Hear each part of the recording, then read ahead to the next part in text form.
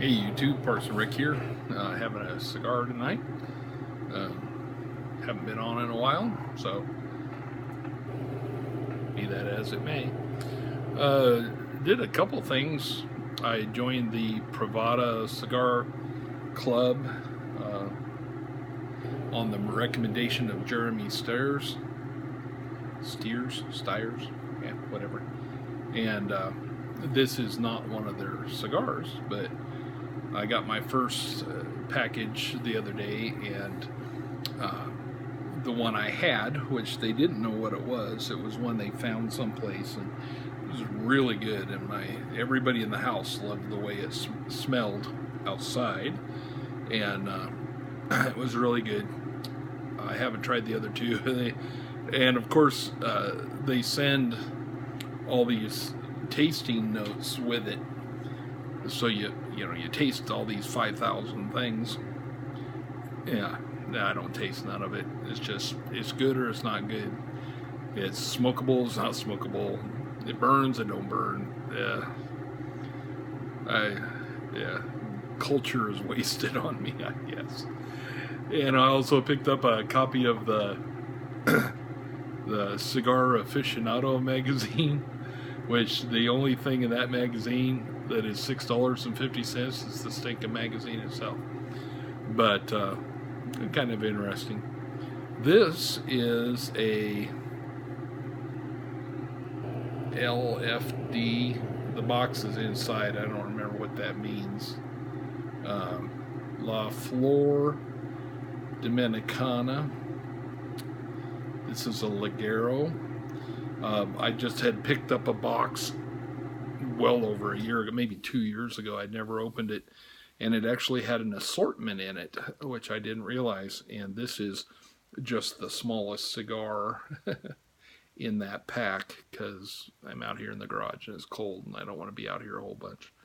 So I just got that, and so far so good.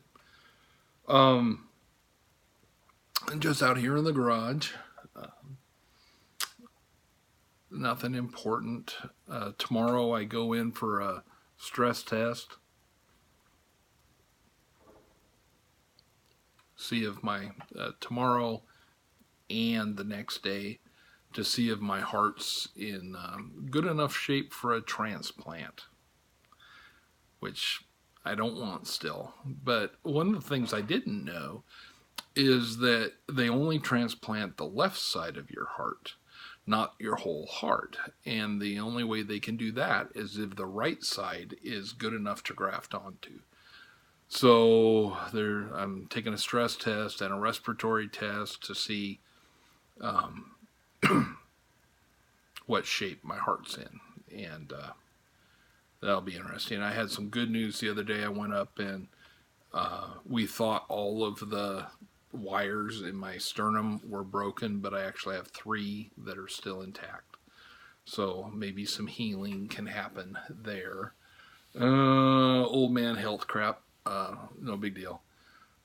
We had a busy week last week. My sister-in-law passed away, and we had the funeral, and spent a lot of time with my brother.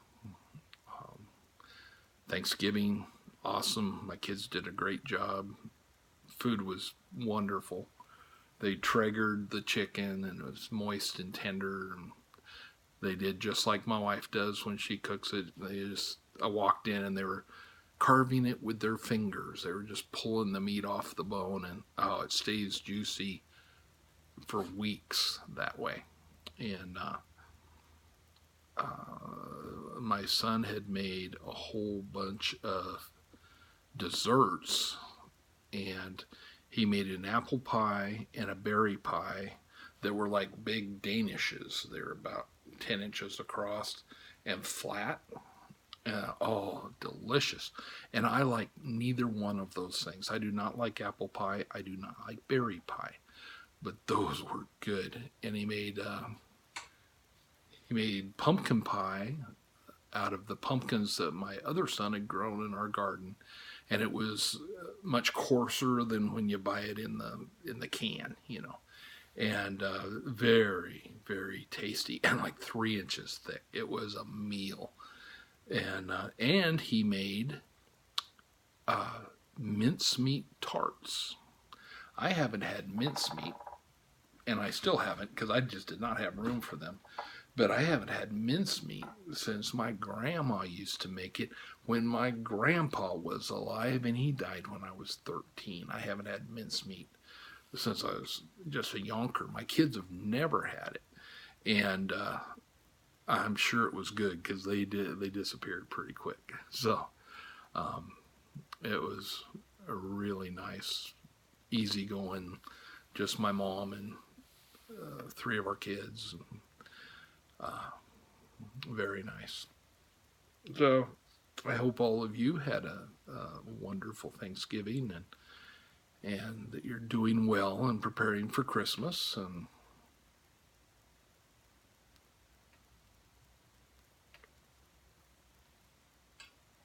this is not a bad cigar. Like I've already had my disclaimer, I have no taste, but I've thrown away a lot of cigars, and even that really good one I had the other day, it just got too cold outside, and I only smoked half of it, and so I've still got two more, but I haven't had the time to do it. That's about it. Been reading a lot. One of my favorite authors is Bernard Cornwell. And he writes historical fiction. He takes all the facts and then builds the story around the facts. And it's an incredible, hiccups. Incredible writer. And if you've ever heard of Sharpe's Rifles, it was a BBC series, many in the 80s or 90s, starring Sean Bean.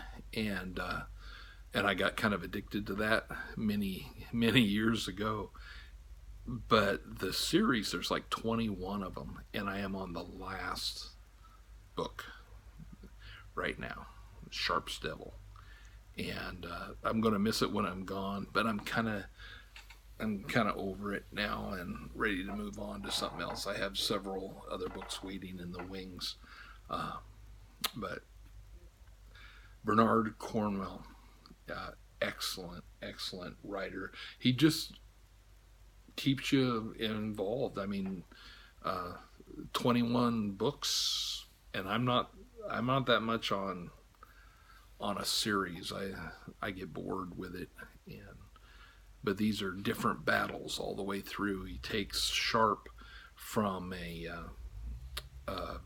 sergeant in the British Army fighting in India all the way up to Waterloo and beyond.